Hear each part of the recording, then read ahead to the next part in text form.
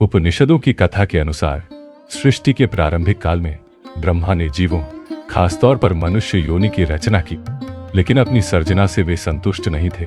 उन्हें लगता था कि कुछ कमी रह गई है, जिसके कारण चारों ओर मौन छाया रहता है। हालांकि उपनिषद व पुराण ऋषियों को अपना अपना अनुभव है। अगर यह हमारे पवित्र सतग्रंथों से मेल नहीं खाता तो यह मान्य नहीं है। तब ब्रह्मा जी ने इस समस्या के निवारण के लिए अपने कमंडल से जल अपने हथेली में लेकर संकल्प स्वरूप उस जल को छिड़कर भगवान श्री विष्णु की स्तुति करनी आरंभ की। ब्रह्मा जी के किए स्तुति को सुनकर भगवान विष्णु तत्काल ही उनके सम्मुख प्रकट हो गए और उनकी समस्या जानकर भगवान विष्णु ने आदिशक्ति दुर्गा माता का आह्वान किया। विष्णु जी के द्वारा आह्वान होने के कारण भगवती दुर्गा वहां तुरंत ही प्रकट हो गई। तब ब्रह्मा एवं विष्णु जी ने उन्हें इस संकट को दूर करने का निवेदन किया। ब्रह्मा जी तथा विष्णु जी बातों को सुनने के बाद उसी क्षण आदिशक्ति दुर्गा माता के शरीर से श्वेत रंग का एक भारी तेज उत्पन्न हुआ, जो एक दिव्य नारी के रूप में बदल गया। यह स्वरूप एक चतुर्भुजी सुंदर स्त्री का था, जिनके एक हाथ में वीणा तथा दूसरा हाथ में वर मुद्रा थे। अन्य दोनों हाथों में पुस्तक एवं माला थी।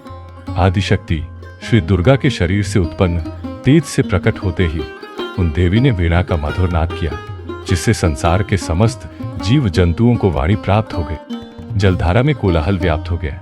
पवन चलने से सरसराहट होने लगी। तब सभी देवताओं ने शब्द और रस का संचार कर देने वाली उन देवी को वाणी की अधिष्ठात्री देवी सरस्वती कहा। दूर फिर आदिशक्ति भगवती दुर्गा ने ब्रह्मा जी से कहा कि मेरे तेज से उत्पन्न हुई ये देवी सरस्वती आपकी पत्नी बनेगी। जैसे लक्ष्मी श्री विष्णु की शक्ति है, पार्वती महादेव शिव की शक्ति है, उसी प्रकार ये सरस्वती देवी ही आपकी शक्ति होंगी। ऐसा कहकर आदिशक्ति श्री दुर्गा सब देवताओं के देखते देखते वहीं अंतर्धान हो गए।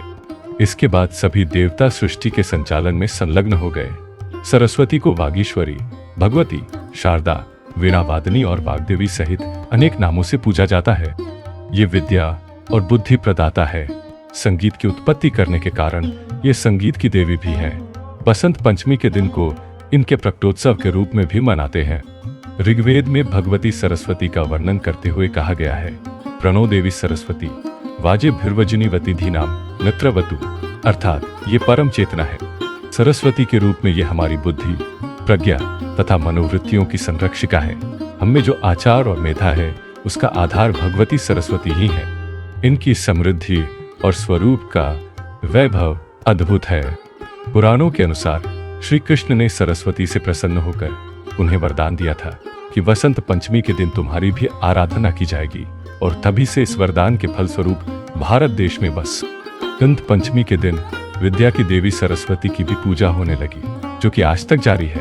पर पतंगबाजी का वसंत से कोई सीधा संबंध नहीं है, लेकिन पतंग उड़ाने का रिवाज हजारों साल पहले चीन में शुरू हुआ और फिर कोरिया और जापान के रास्ते होता हुआ भारत पहुंचा। वसंत ऋतु आते ही प्रकृति का कण कण खड़ खिल उठता है। मानव तो क्या, पशु पक्षी तक उल्लास से भर जाते हैं। हर दिन नई उमंग से सूर्योदय होता है और नई चेतना प्रदान कर अगले दिन फिर आने का आश्वासन देकर चला जाता है। पासुर यूं तो माघ का यह पूरा मास ही उत्साह देने वाला है, पर वसंत पंचमी का पर्व भारतीय जनजीवन को अनेक तरह से प्रभावित करता है। प्राचीन काल से इसे ज्ञान और कला की देवी मां सरस्वती का जन्मदिवस माना जाता है। जो शिक्षाविद भारत और भारतीयता से प्रेम करते हैं, वे इस दिन मां शारदे की पूजा कर उनसे और अधिक ज्ञानवान होने की प्रार्थना करते हैं। कलाकारों का तो कहना ही क्या, जो महत्व सैनिकों के लिए अपने शस्त्रों और विजयादशमी का है, जो विद्वानों के लिए अपनी पुस्तकों और व्यास पूर्णिमा का है, जो व्यापारियों के लिए अपने तराजू, बाट, दही खातों और दीपावली का है, वही महत्व कलाकारों के लिए वसंत पंचमी का है। चाहे वे कवि हों या लेखक, गायक हों या वादक, नाटककार हों या नृत्यकार, सब दिन का प्रारंभ अपने उपकरणों की पूजा और मां सरस्वती की वंदना से करते हैं। इसके साथ ही यह पर्व हमें अतीत की अनेक प्रेरक घटनाओं की भी याद दिलाता है। सर्वप्रथम तो यह हमें त्रेता युग से जोड़ती है।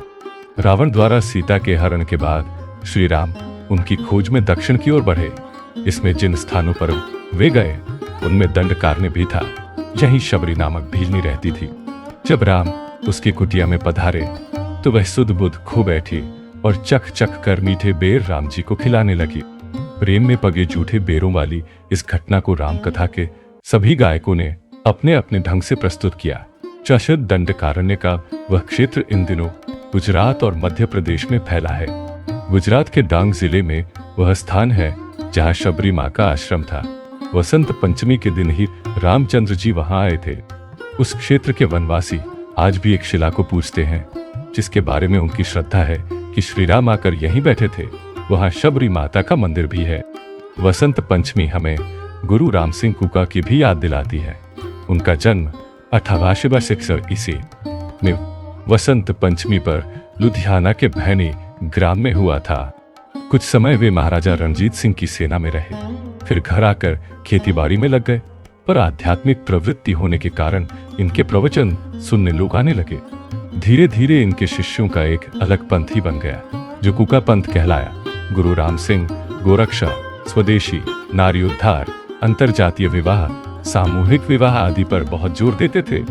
उन्होंने भी सर्वप्रथम अंग्रेजी शासन का बहिष्कार कर अपनी स्वतंत्र डाक और प्रशासन व्यवस्था चलाई थी।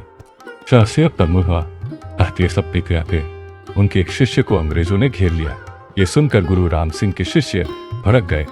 उन्होंने उस गांव पर हमला बोल दिया, पर दूसरी ओर से अंग्रेज सेना आ गई, अतः युद्ध का पासा पलट गया। इस संघर्ष में अनेक कुका वीर शहीद हुए और चूषा भाले पकड़ लिए गए। इनमें से बॉस को 17 जनवरी 1862 को मलेरकोटला में तोप के सामने खड़ा कर उड़ा दिया गया। शेष 18 को अगले दिन फांसी दी गई। 2 दिन बाद गुरु राम सिंह को भी पकड़कर बर्मा की मांडले जेल में भेज दिया गया। 50 साल तक वहां कठोर अत्याचार सहकर 18 ईस्वी से